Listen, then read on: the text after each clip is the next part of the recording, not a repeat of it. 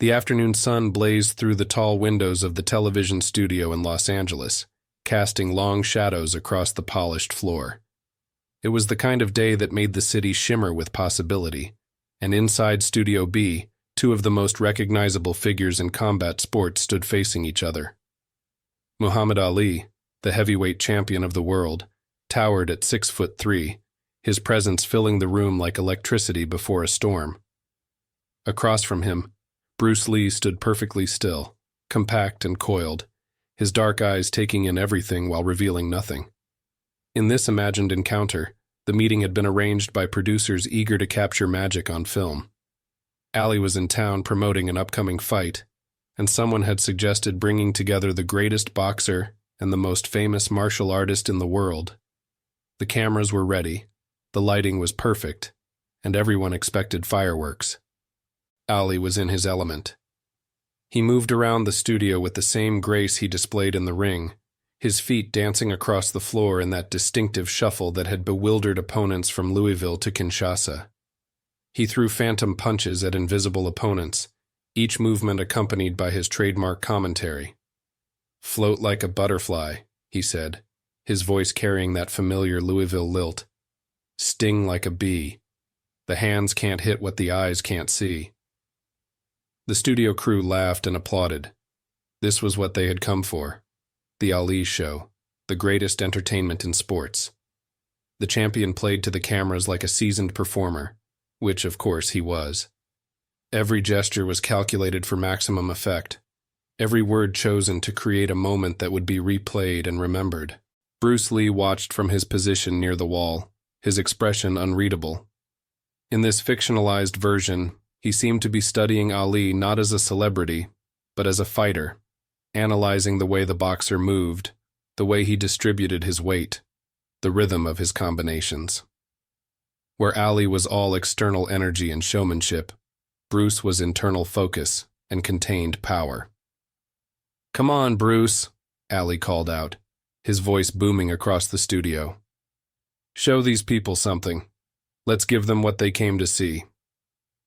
The producers leaned forward eagerly. This was the moment they had been waiting for. The clash of titans, the meeting of two different fighting philosophies captured on film.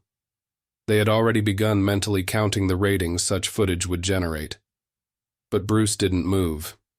He remained where he was, hands relaxed at his sides, his entire bearing suggesting a man who had nothing to prove. "I'm not here to perform," Bruce said quietly, his voice carrying despite its low volume. Ali stopped mid-shuffle, genuinely surprised. In his world, the world of professional boxing, promotion was part of the game. You sold the fight before you fought it. You gave the people a show because that's what put money in everyone's pockets and built the legend that would outlast your time in the ring. "What do you mean you're not here to perform?" Ali asked, his tone shifting from playful to curious. "We're entertainers, man. That's what we do." Bruce took a single step forward, and something in the way he moved made several people in the room unconsciously step back. It wasn't aggressive. It was simply the movement of someone who had trained their body to be a weapon and couldn't entirely hide that fact. "You're an entertainer," Bruce said, and there was no disrespect in his voice, only a statement of fact. "You use entertainment to promote your fights, to build your legend. That's your way, and it served you well. But that's not my way." The tension in the room shifted. This wasn't hostility. It was something more complex. Two men who had reached the pinnacle of their respective arts were discovering that they climbed different mountains entirely. Ali, for perhaps one of the few times in his public life, seemed uncertain how to proceed. He was used to opponents who played the game, who understood that conflict sold tickets and headlines created history. But here was someone who seemed genuinely uninterested in the theater of it all. "So what are you here for, then?" Ali asked. And in this dramatized scenario, his voice had lost its performative quality.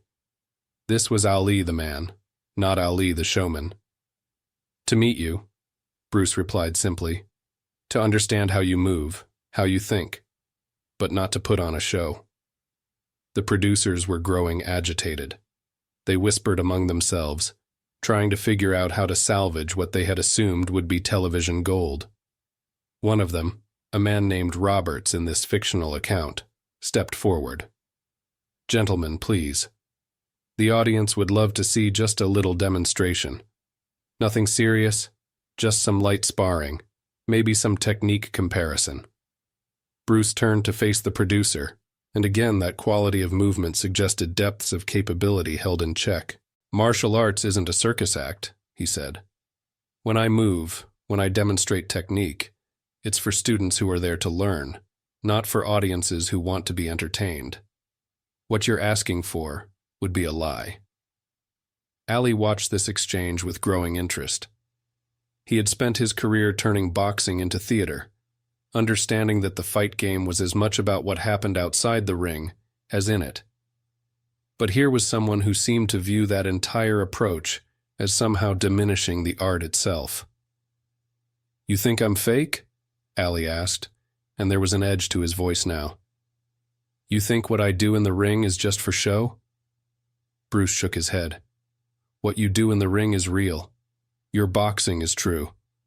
But this," he gestured at the cameras, the lights, the waiting crew, "this is something else.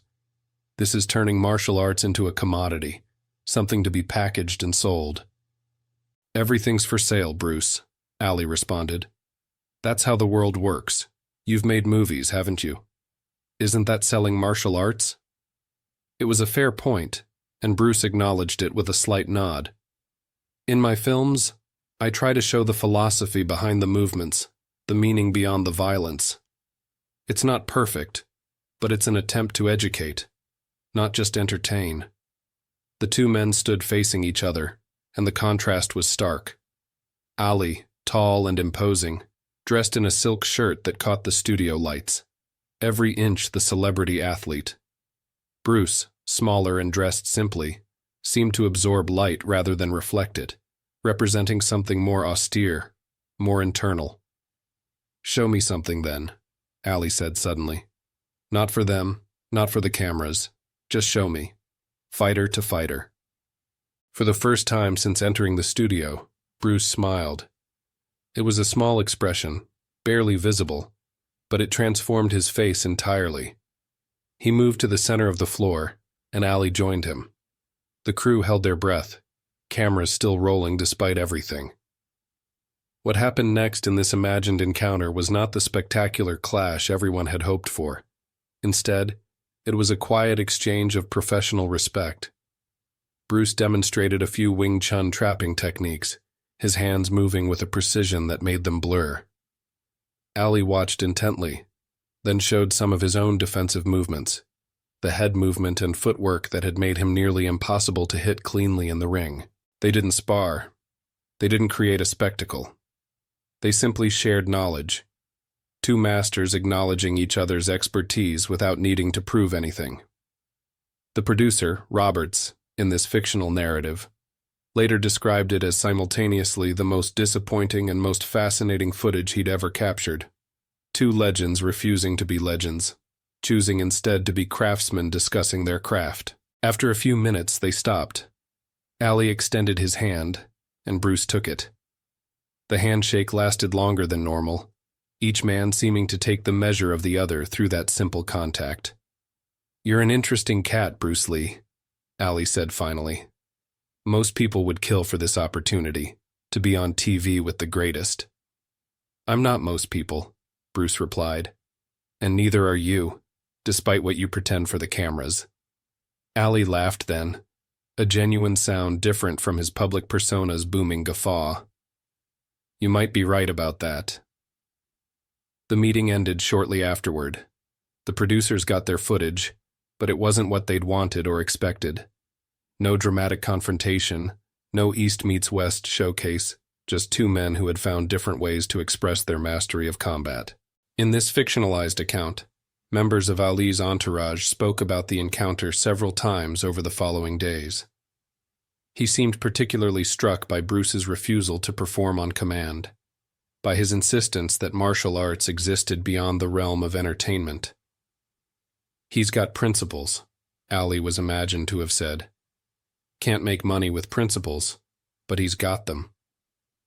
For his part, Bruce, in this dramatized version, was said to have gained a deeper respect for Ali after their meeting. He had seen beneath the showmanship to the serious athlete underneath, the man who used entertainment as a tool, but whose real artistry happened between the ropes. In this fictional scenario, the footage eventually aired, but it received mixed reactions. Audiences expecting fireworks got philosophy. Those hoping for conflict got conversation.